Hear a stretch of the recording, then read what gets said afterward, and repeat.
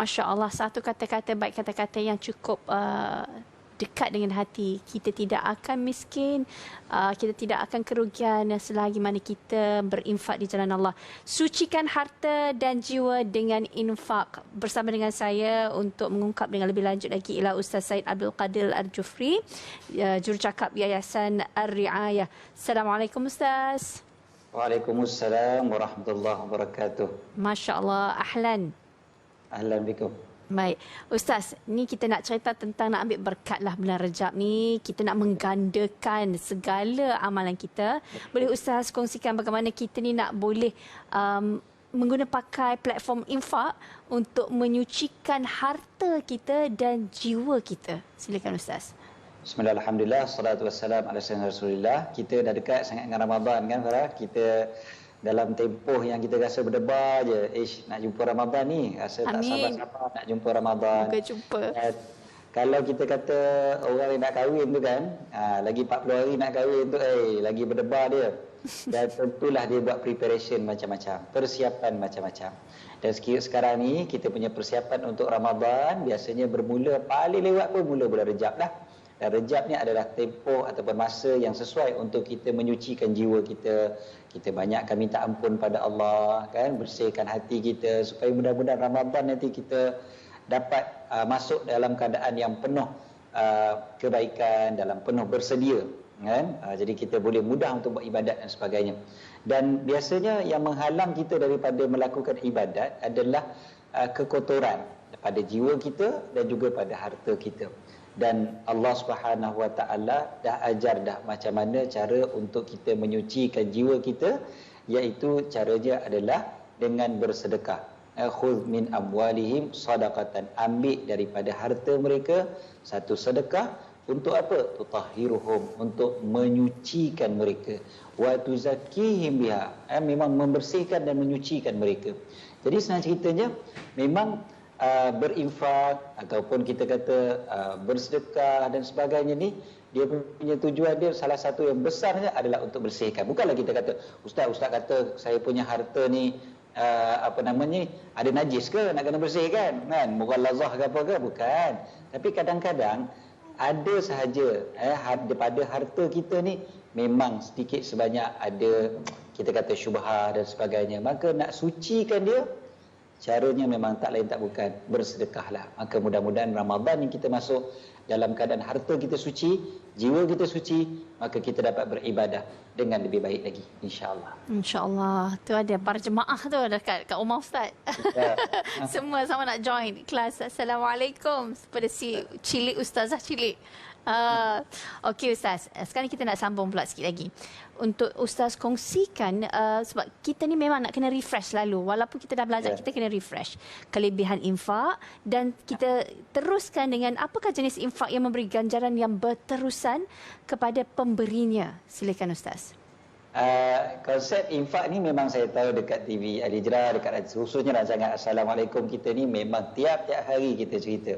Banyak asatizah kita ceritakan tentang kelebihan infak, kebaikan infak dan infak yang berterusan macam mana pula. Dan memang saya rasalah kalau penonton-penonton Assalamualaikum ni nak bagi ceramah pasal infak pun dah boleh dah.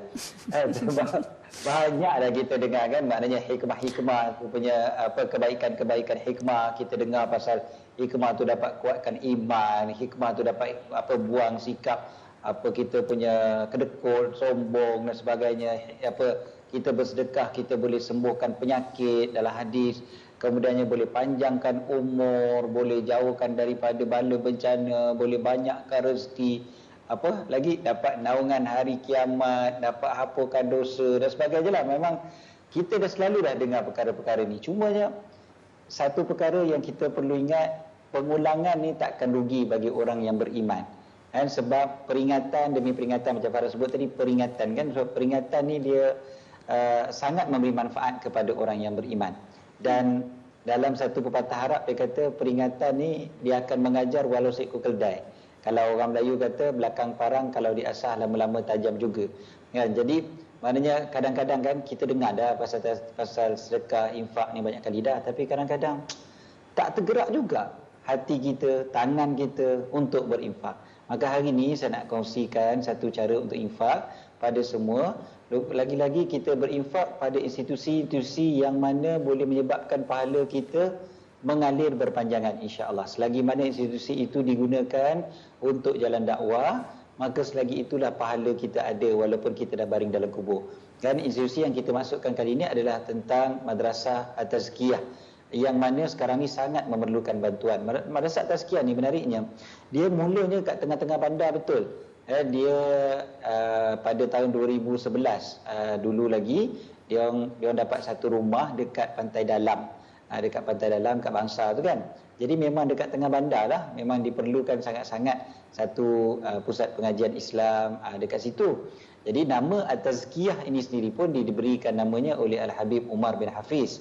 Waktu rasmikan pusat pengajian ni, At-Tazkiyah ataupun Madrasah At-Tazkiyah ni. Tapi bila dah ramai orang, memang tak muat dah lah dekat Bangsa tu, sebab Bangsa tu cuma sebiji rumah. Maka akhirnya mereka pun berpindah ke mana? Berpindah ke Taman Tun Razak, gambar yang kita nampak sekarang ni lah. Di Taman Tun Razak tu ada lebih kurang 80 orang, boleh muat lebih kurang 80 orang. Mula tu dalam 30 orang, naik sampai 80 orang. Madrasah Tazkiyah ni, dia punya uniknya adalah dia diasaskan atas konsep manhajnya Ahlus Sunnah wal Jamaah. Silibusnya, tenaga pengajarnya memang jelas-jelas memang kena ikut mazhab Ahlus Sunnah wal Jamaah. Dan kemudiannya bila kita kata makin besar tu, maka pihak pengurusan rancang untuk bina sebuah kompleks pendidikan Ar-Riayah dekat Teluk Panglima Garang, Selangor. Dekat sinilah akan menempatkan bangunan baru bagi Madrasah Tazkiyah ni, dan mudah-mudahan insya-Allah akan terbinalah 3 blok utama dekat Teluk Panglima Garang tu nanti. Gambar yang ada sekarang ni salah satunya. Dia saya dimaklumkan oleh pihak Yayasan Ar-Riayah. Mereka mengatakan mereka punya seni bina ni yang dicadangkan ni ciri-cirinya mesra alam. Dia pencahayaan dia, pengudaraan dia banyak yang berbentuk semula jadi. Tanah dah ada, tanah seluas 2 ekar dekat sana. Bangunan ini insya-Allah akan menempatkan lebih kurang 150 ke 200 orang pelajar. Dan anggaran kos bagi pembinaan bangunan yang cantik ni jumlahnya bagi fasa pertama dulu, fasa pertamanya 7.5 juta. Keluasan bangunan ni lebih kurang 3,000 meter persegi. Sekali dengan infrastruktur dia, kos ni sekalilah semua. Konsultan dia, majlisnya, agensi-agensi yang terlibat nak luluskan apa semua kan.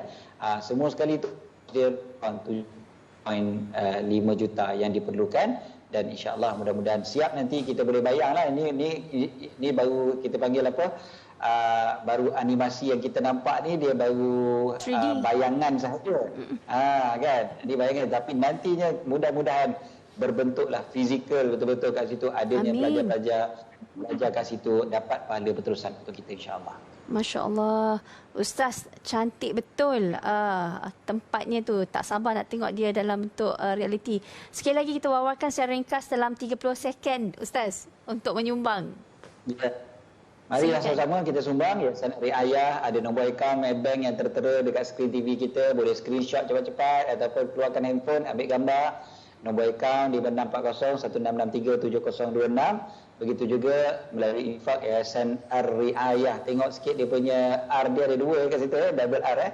Infak Yayasan Riayah.com, ataupun terus hubungi nombor yang tertera. Boleh WhatsApp dia terus, senang. 011-5000-2121. Jadi saya cadangkan sangat-sangat untuk bersama-sama dengan Yayasan Ar-Riayah. Yayasan Ar-Riayah ni alhamdulillah dipantau, dipengerusikan, dan ada ahli-ahlinya semuanya, masya-Allah, para masyayikh kita, asatizah yang begitu hebat, yang insya-Allah mereka berganding bahu untuk dakwah di seluruh Nusantara ni, insya-Allah. Baik, jazakallah khairan katsiran Ustaz. Dan para penonton, ingat kita nak salurkan infak, pastikan di platform yang sahih. Ini kita bawakan melalui ETV Al-Hijrah. Cepat-cepat berikan infak anda hari Khamis, hari penutup buku untuk minggu ni, insya-Allah. Jangan lepaskan peluang. Jazakallah khairan katsiran Ustaz sekali lagi. Kita rehat para penonton, terus bersama dengan kami di Assalamualaikum.